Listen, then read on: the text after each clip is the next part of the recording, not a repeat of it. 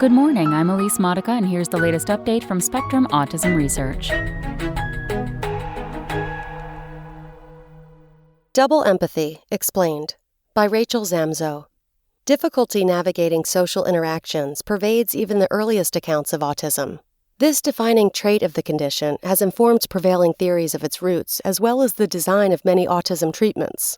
But an emerging line of work supports a more nuanced look at the social abilities of autistic people. Proponents of an idea called the double empathy problem believe that communication breakdowns between autistic and non-autistic people are a two-way issue caused by both parties' difficulties in understanding. This double problem challenges long-held theories of autism that point to social shortcomings of people with autism as the reason interactions flop.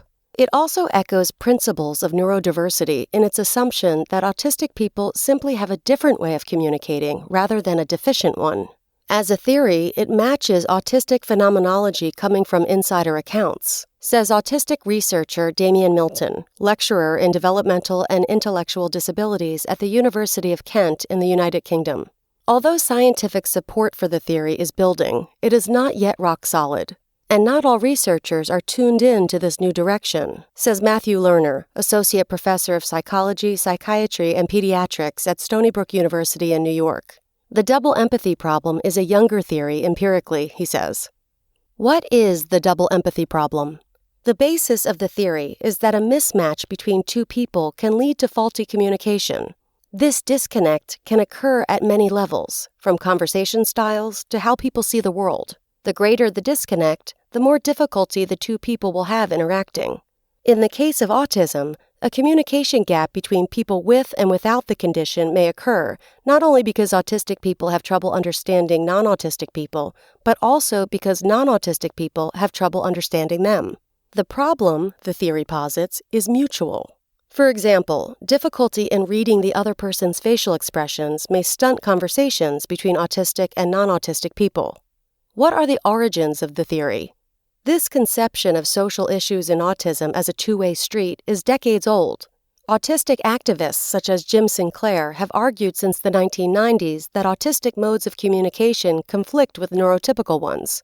Milton first coined the term double empathy problem in a 2012 paper. For him, the idea offered a way to reframe the long-held notion that individuals on the spectrum have impaired theory of mind, the ability to infer the intentions or feelings of others, to include potential misunderstanding by non-autistic people.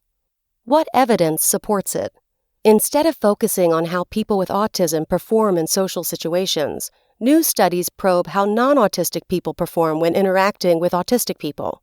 The results hint that non-autistic people's blind spots contribute to the communication gap. For example, in one study, non-autistic people had trouble deciphering the mental states autistic people portrayed through animations. Other work shows that non-autistic individuals struggle to accurately interpret autistic people's facial expressions. Non-autistic people may also make snap judgments of autistic people that prevent, curtail, or sour interactions between the two.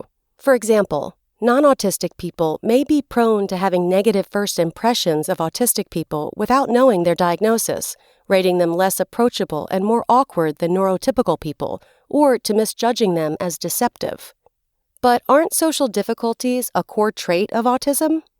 Yes, plenty of evidence shows that people with autism differ from those without the condition across several social domains, such as facial expressions, speech patterns, and eye gaze, though the last notion may be shaky. But a number of studies also show that autistic people's social and communication issues are not evident when they interact with other people with autism. For example, in the game of telephone, in which a message is relayed in whispers from one person to the next, chains of 8 autistic people maintain the fidelity of the message just as well as sets of 8 non-autistic people do. It's only in mixed groups of autistic and non-autistic people that the message quickly degrades. There are other signs that people on the spectrum connect well with one another. Autistic people report feeling more comfortable with other autistic people than with non-autistic people. Many adolescents with autism prefer to interact with autistic peers over non-autistic ones. And people with autism often build a greater sense of rapport and share more about themselves when conversing with others on the spectrum. One reason for this pattern may be that autistic people are less concerned with typical social norms, such as conversational reciprocity, and so don't mind as much when these rules are not followed. The principle of social compatibility may extend beyond autism diagnoses to autism traits. For example, the more similar two non-autistic people rate themselves on an autism trait assessment, the closer they rate their friendship. So, how does this theory mesh with current thinking about autism? The double empathy problem stands at odds with several widely adopted ideas about autistic people, namely that their social difficulties are inherent, Milton says. For example, one of the main diagnostic criteria for autism, as outlined in the Diagnostic and Statistical Manual of Mental Disorders, is persistent deficits in social communication and social interaction across multiple contexts. Similarly, the social motivation theory of autism holds that people with autism have a diminished drive for social interaction. But the new theory isn't necessarily incompatible with these ideas, says Simon Baron-Cohen, professor of developmental psychopathology at the University of Cambridge in the UK. Instead, the theory highlights the importance of examining both sides of social interactions instead of focusing solely on the ways autistic people diverge from the norm. Are autism researchers changing their approach in light of the double empathy problem? Some are.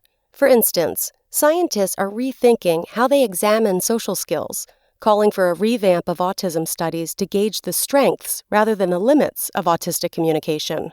Researchers are also finding ways to probe the dynamics of social interactions instead of studying the isolated behavior of people lying in a brain scanner or sitting at a computer, says Noah Sasson, Associate Professor of Behavioral and Brain Sciences at the University of Texas at Dallas. I had grown a bit jaded iterating on the same face processing and eye tracking studies I had been doing that really didn't tell us too much new, he says.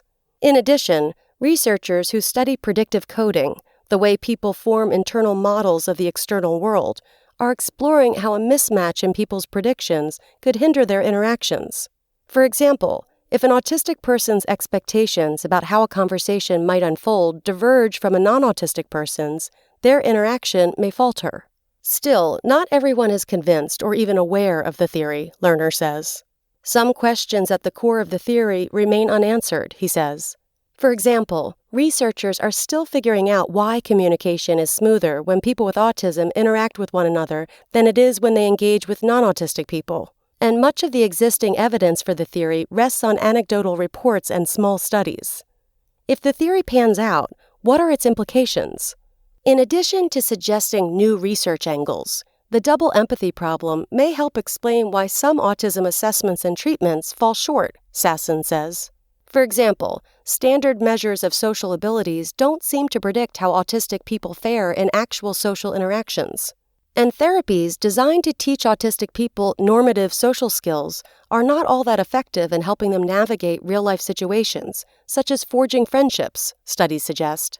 The emphasis is purely on the autistic person to change a lot of the time, Milton says. Evaluating the social situations surrounding autistic people and finding ways to facilitate their unique communication styles may be a more useful approach, he says. Similarly, the double empathy problem underscores the importance of training programs, say for doctors or law enforcement professionals, that help non-autistic people interact appropriately with autistic people.